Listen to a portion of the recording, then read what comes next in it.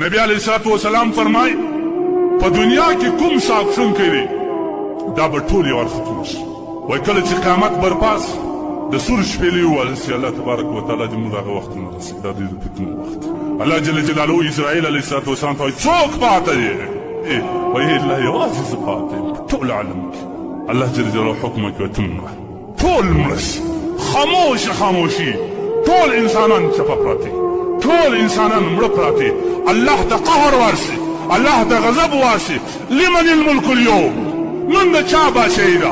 وفرعون ته خو به بادشاهي نازېدې چا بادشاهي؟ ته خو به خپل سلطنت نازېدلې ته خو به ځواني نازېدلې ته به مال نازېدلې ته به حکومت او سلطني نازېدلې. لمن الملك اليوم؟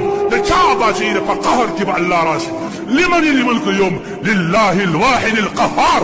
نن د هغه چا بادشاهي ده چې یو ذات دی قهار ذات کې قهر رالي بیا ځان